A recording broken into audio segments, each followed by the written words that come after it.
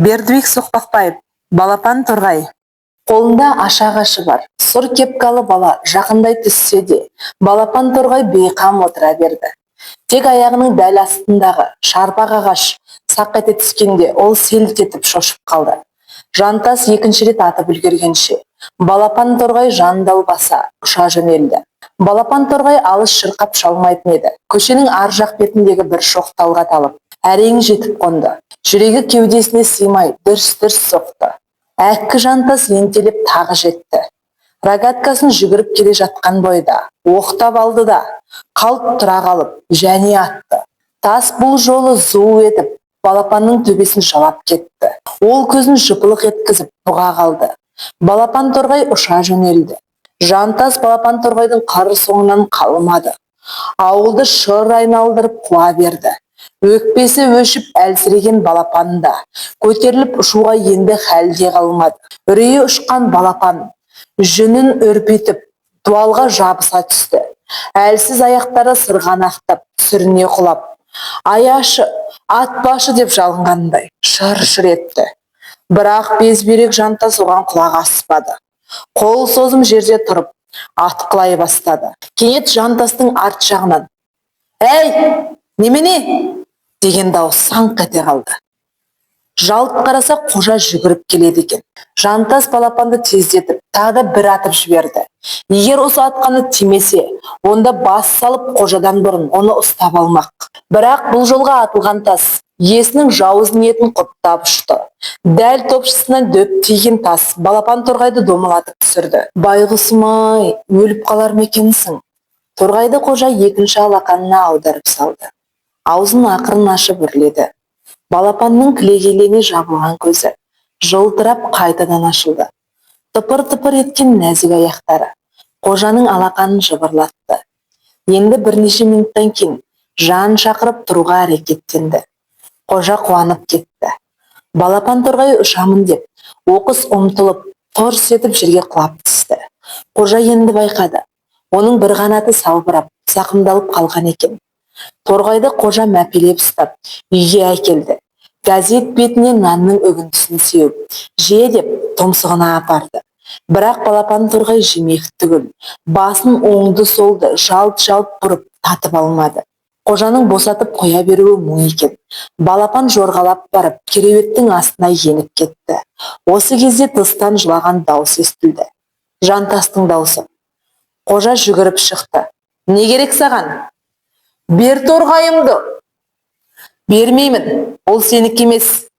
Қожа әлгінде жантасты балапанға істеген озбырлығы үшін біраз төмпештеп жіберіп еді.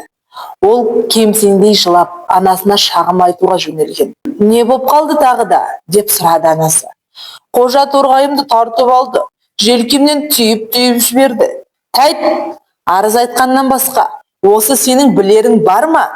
Өзің жайыңа жүрсең, қожа саған тимейді. Жыламай аулақ кет». Анасынан қолпаштау таппай, тауы шағылған қиқар жантас енді міне ыза буып, жарыла жаздап келіп тұр. Көзінің жасын сорғалатып, «Бер деймін торғайымды!» дейді ол. Жантастың тоң айбатына ыға қоятын қожа емес. «Айттым ғой, бермеймін» деп. «Торғай сенікі емес, марш!» Екі иығынан қапсыра ұстап, дедектеткен бойда қожа жантасты есіктен бір-ақ ытқытып шығарды. Балапан торғай бұл кезде кереуеттің түпкір сирағын паналап, жүрегі дүрс-дүрс соғып, көлеңке бұрышқа жабысып алған еді. Төсек жапқыш жоғары қарай сырылып, жарық молырақ түсті де, артынша қожаның жүзі көрінді. Балапан торғайдың жүрегі одан бетер тулап, кеудесіне сыймай кетті. «Сен не бұрышқа тығылып алғансың? Өзің нағыз бір қорқақ екенсің ғой?» Қожа балапан торғайдың қасына газетке салып нан үгінділерін әкеп қойды. Қағаз сыбдыры оны одан бетер шошытты. Ол бұрышқа тақала түсемін деп тайып кетіп, зақымданған топшысын ауыртып алды. Түні бойы балапан тырп еткен жоқ. Ертеңгісінде ол жаңа пәтерге көшті. Оны жасаған қожа болатын. Кәмпиттен босаған шағын жәшікке қожа темір тордан төбеше келеді. Кішкентай етіп ашпалы есікше істеді. Балапан торғайды соған кіргізіп жіберді де, сыртындағы тиекшесін іліп қойды. Қожа жәшікті террасаға шығарып, терезенің дәл алдына апарып қойды. Күншуақ дүние балапан торғайды бірден сергітті. Бақтың түкпір жағындағы мәуелі ши ағашының бұтағында отырған бір топ торғайдың жәрмеңкесі оны еліктіріп әкетті. Сол бір сәтте балапан өзінің мүшкіл халін ұмытып, ұша жөнелмек болды. Бірақ торға соғылып, құлап түсті. Жаралы топшысын тағы да ауыртып алды. Қолында 2 аша ағашы бар. Сұр кепкалы бала көз алдына елестей қалды. Түс ауа мектебінен қайтып келген қожа жәшік түбіндегі нан қоқымын тыпың-тыпың теріп жеп жатқан балапанды көрді.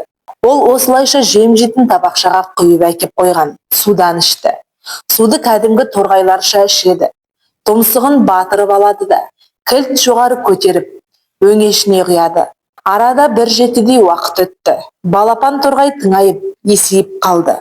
Енді оны балапан деп айтудың өзі лайықсыз еді. Жүні құлпырып, арқа тұсы күдістеніп, ірі тұлғалы кәдімгі қара жағал, қораз торғай кейпіне келді.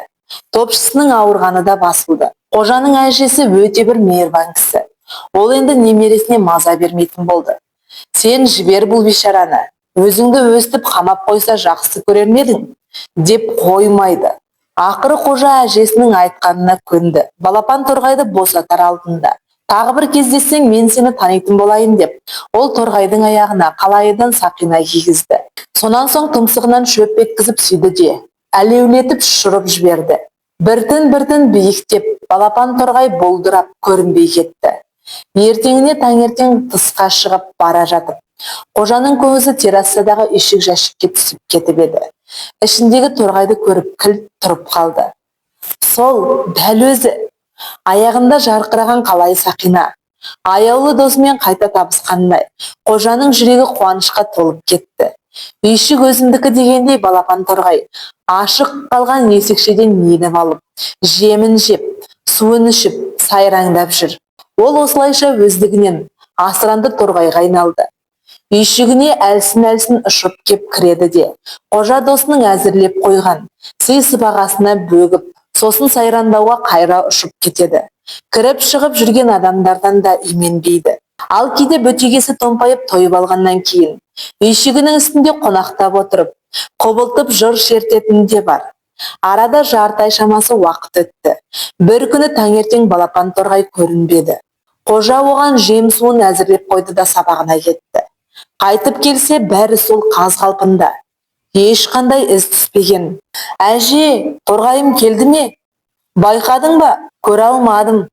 Сол сірә келген жоқ ау деймін, деп жауап берді әжесі. Қожа елегізіп торғайын көп күтті. Торғай осылайша зым-зия ғайып болды. Өзіңді ажалдан арашалап қалған қожа досыңды ұмытып, әлде мекен ауыстырып басқа жаққа ұшып кеттің бе? Немесе түбіңе жантас секілді сотқар біреу жетті ме? Қайдасың сен балапан торғай? Балақай, сенің бар зейінмен тыңдап шыққан әңгімең Бердібек Соқпақбаевтың балапан торғай әңгімесі. Сен де қожа сияқты өте мейірімді бала болып өсесің деп ойлаймын.